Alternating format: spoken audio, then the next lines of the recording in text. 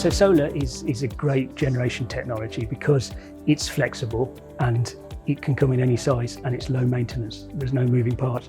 So for someone who needs generation technology on their site, then it's one of the better ones. It can fit in almost any site. You won't come up against the planning issues that you have with wind. It'll just be easily and it fit onto your site and into different areas. We're working with all of our clients to initially show that advantage of solar, where you can have it offsetting your grid connection, lowering your electricity costs and also lowering your carbon footprint. We are dealing with a lot of clients where we can involve that as part of a microgrid as well. So we're looking at battery installations combined with it and then moving on to microgrids.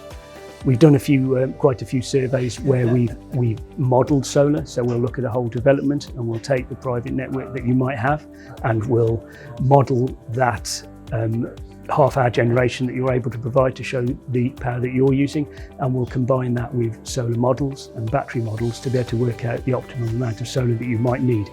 What we then see is that you start to look at, well, I could generate power at different times. I could have a bit more solar here and then I could put that in a battery and I could use that during the peak time in the evening. So you might increase your solar off system and you might install a battery as well.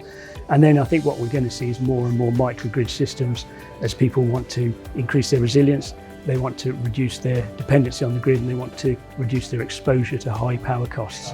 And then we start seeing the multi-grid, the microgrid systems come on, and that's where solar is a key part of that generation technology within that grid.